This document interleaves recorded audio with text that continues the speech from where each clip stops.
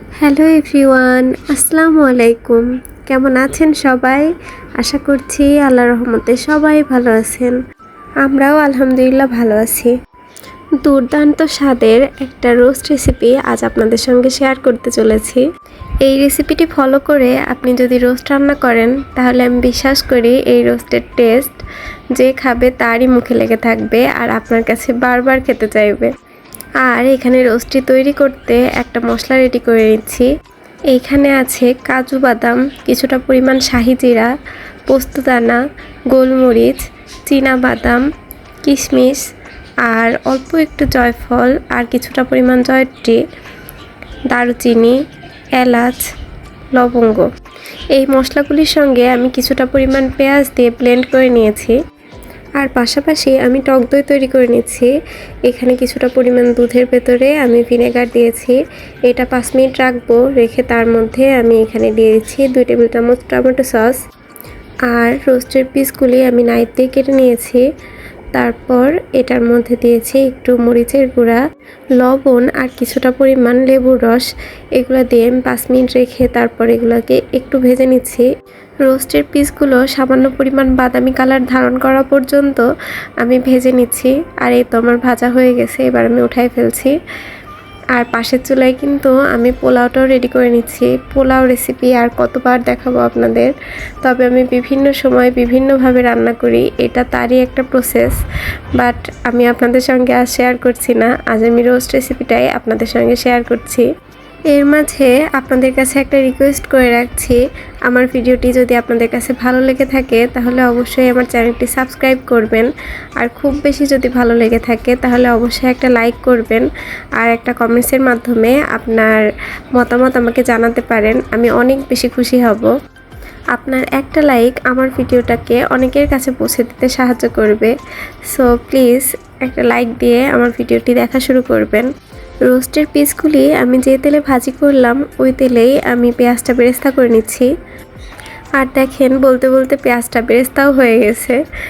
না, এত অল্প সময় লাগেনি, পেঁয়াজ বেরেস্তা হতে অনেক টাইম লাগে। এখন আবার ওই সেম তেলের মধ্যে আমি যে মশলাটা ব্লেন্ড করে নিলাম ওইটা দিয়ে দিলাম। এখানে দিয়ে দিচ্ছি আদা বাটা, রসুন বাটা, সাথে কিছু স্পাইস মশলা, যেমন আমি এখানে অনেকটা পরিমাণ লাল মরিচের গুঁড়া। আর আমার লাল মরিচের গুঁড়া এত দেওয়া দেখে আপনার জন্য ভয় পেয়ে যাবেন না। ঝাল ঝাল রোস্ট আমার বাসায় সবার ফেভারিট। আর এখানে সাথে দিয়েছি ধনিয়ার গুঁড়া, জিরার গুঁড়া, লবণ। এবার এই মশলাটা অনেকবার করে কষাবো। বারবার এই মশলা থেকে তেল উপরে উঠে আসবে, আপনি আবার এটার মধ্যে দুধ দিবেন অথবা পানি দিবেন। এভাবে দিয়ে বারে বারে এটা কষায় নিব। তারপর সেই হাতে বানানো টক দইয়ের মিশ্রণের কথা কি মনে আছে? ওইটা দিয়ে দিলাম, দিয়ে তারপর এটা আবার কষাবো। এই মশলাটা যত বেশি কষানো হবে এর গ্রেভিটা খেতে তত বেশি টেস্ট হবে। আর এই পর্যায়ে এসে আমি 2টা তেজপাতা দিয়ে দিয়েছি। প্রথমে আমার দেওয়ার কথা মনেই ছিল না। আর এখানে আমি প্রায় 1 থেকে 2 টেবিল চামচ দিয়েছি রোস্টের মশলা। এই রোস্টের মশলাটা পুরাই অপশনাল, আপনার বাসায় যদি থাকে তাহলে আপনি দিবেন, না হলে দিবেন না। এই মশলাটা দিলে খাবারের টেস্টটা আরও অনেক বেশি বেড়ে যায়। এই তো কষানো শেষ। তারপরে এটার মধ্যে আমি সেই রোস্টের পিসগুলি দিয়ে দিয়েছি। তারপরে এটার মধ্যে একটু দুধ দিয়ে আবার আমি সিদ্ধ করে নিয়েছি, যেটা আমার ভিডিওতে কেন যেন স্কিপ হয়ে গেছে। এখানে শেষ দিকে এসে আমি দিয়েছি একটু কেওড়া জল আর অল্প একটু চিনি দিয়ে। তো এটা আমার হয়ে গেছে। আর শেষে তো একটু ঘি দিতেই হবে, থাকলে দিবেন, না থাকলে দিবেন না। আর একদম লাস্টে পেঁয়াজ বেরেস্তা দিয়ে আমি নামাই নিচ্ছি। পাশের চুলায় কিন্তু এখানে ছোলা ভোনা হচ্ছে। আসলে এই দিনটাতে আমি আমার পাশে প্রতিবেশীদের কিছু ইফতার দিব, তারই প্রস্তুতি নিচ্ছিলাম। আর এর আগে একদিন আপনাদের বলেছিলাম আমার রোস্টের রেসিপি আপনাদের সঙ্গে শেয়ার করব। আর দেখেন তো এই হাত দুটাকে দেখে চেনা যায় কিনা। এই হাত দুইটা আমার পার্সোনাল হেল্পিং হ্যান্ডের হাত। দেখেন তারে একটু বেগুন কাটতে দিয়েছিলাম, সে কিভাবে কেটেছে। যাই হোক, ছেলে মানুষ চেষ্টা করেছে, এটাই যথেষ্ট। আসলে এই সময়টাতে আমার মেয়ে ঘুমাচ্ছিল আর ওর বাবা চুপচাপ বসে ফোন চালাবে, এটা তো আমার ভালো লাগবে না। তার জন্য এখানে তাকেও আমি কাজে ব্যস্ত করে দিয়েছি। আসলে এই দিনটাতে আমি অনেক বেশি ব্যস্ত ছিলাম। আর হাজব্যান্ড ওয়াইফ দুজনার কাজে সাহায্য করবে, এটাই নর্মাল।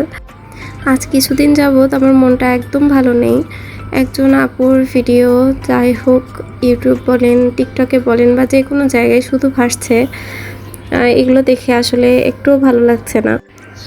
আত্মহত্যা এটা আসলে আমার কাছে মনে হয় যে সাময়িক কষ্টের জন্য চিরস্থায়ী একটা সিদ্ধান্ত। আপনাকে সৃষ্টি করেছে সৃষ্টিকর্তা, আর জন্ম দিয়েছে আপনার মা, পালন করেছে আপনার বাবা মা, তারপর আপনি নিজেই আরেকটা সন্তান জন্ম দিলেন, তার দায়িত্ব তো আপনারই। তো এখান থেকে পালানোর কোনো কিছু নেই। এইটা শুধু মেয়েদের ক্ষেত্রে না, এটা ছেলেদের ক্ষেত্রেও। আমার জীবনটা অবশ্যই আমার স্বপ্নের জন্য হওয়া উচিত। ভালোবাসা তো জীবনের একটা অংশ মাত্র। আগে তো নিজেকে ভালোবাসা শিখতে হবে, তারপর তো আপনি অন্য কাউকে ভালোবাসতে পারবেন। আর নিজেকে ভালোবাসা মানে কিন্তু স্বার্থপর হওয়া না, এটা হচ্ছে আপনার নিজের সম্মান নিজে বজায় রাখা। নিজের সম্মানই যদি আপনি না দিতে পারেন, তাহলে অন্য কেউ কীভাবে আপনাকে সম্মান করবে? একজন আপনাকে ঠকিয়েছে, তার জন্য আপনি মারা গেলেন, কিন্তু সেম কাজটা তো আপনিও করলেন। যে সন্তানকে আপনি জন্ম দিলেন, সেও তো আপনাকে ছাড়া বাঁচে না, সেও তো আপনাকে ভালোবাসে, তাকেও তো আপনি ধোঁকা দিলেন। তাহলে কি ইকুয়াল হলো না? আমাদের প্রত্যেকেরই উচিত অন্যায় দেখলে না বলা, যেই জায়গাগুলি থেকে আগেই বলে যে মেনে নাও, মানায় নাও, এমন জায়গা খুব দ্রুত সম্ভব ত্যাগ করা। ভালোবাসা কিন্তু সুন্দর, কিন্তু নিজের সম্মান তার থেকেও অনেক গুণে বেশি সুন্দর। আপনি যখন নিজেকে সম্মান করতে পারবেন, তখন অন্যও আপনাকে সম্মান করবে। আর যখন আপনি নিজেকেই হারিয়ে ফেলবেন, তখন কেউ আপনাকে সম্মান করবে না। যাই হোক, অনেক নীতি কথা বলে ফেললাম, এখন চলেন এখান থেকে বিদায় নিই। এইখানে আমি রোস্ট রান্না করেছিলাম, সাথে ছিল পোলাও, এইখানে আরও ছিল হচ্ছে ছোলা ভুনা, সাথে পেঁয়াজু, আলুর চপ, বেগুনি, তারপর একটা ধনিয়া পাতার চপ, সাথে ছিল চিংড়ির একটা চপ, জিলাপি, সাথে এখানে ছিল কয়েক প্রকারের ফল। আর এবার এই খাবারগুলোকে সার্ভ করবার পালা। আমি এখানে কয়েকটা প্লেটে গুছাবো খাবারগুলি, তো একটা প্লেট আপনাদের সঙ্গে শেয়ার করছি, অন্যগুলি শেয়ার করতে পারছি না সময় স্বল্পতার কারণে। ভিডিও তো ঠিকই করেছি, কিন্তু বেশি বড় হয়ে গেলে আপনারা দেখবেন কি না সেই ভয়ে আমি কিন্তু আর দেইনি। সবাইকে তো প্লেটে প্লেটে দিয়েছি। আর এখানে একটা বড় বাটি ছিল, যেটাতে আমার আপা, মানে আমার বাসার হেল্পিং হ্যান্ড যে আপা, তার জন্য আমি রেডি করছিলাম। তারা আসবে আর খাবারটা নিয়ে আবার চলে যাবে, তার জন্য তাদেরকেও আমি একটা টিফিন বাটিতে সব কিছু রেডি করে দিচ্ছিলাম। আর কেন যেন এই দিনের সব খাবারগুলি অনেক বেশি টেস্টি হয়েছিল, তা জানি না কেন হয়েছে, কিন্তু হয় না মাঝে মধ্যে অনেক কিছু ভালো হয় আর মন ভালো হয়ে যায়, তো আমারও তেমন। সকল হাউসওয়াইফ যারা আছেন তারা তো খাবার রেডি করেন, আর খাবার পরে যদি ফ্যামিলির সবাই ভালো বলে, তখন তো অনেক বেশি ভালো লাগা কাজ করে। নিজের প্রশংসা শুনতে কার না ভালো লাগে, আর আমি তো এই বিষয়ে অনেক বেশি লোভী। যাই হোক, এর মধ্য দিয়ে আমার ভিডিওটি আজকে শেষ করছি। আল্লাহ হাফেজ, আসসালামু আলাইকুম।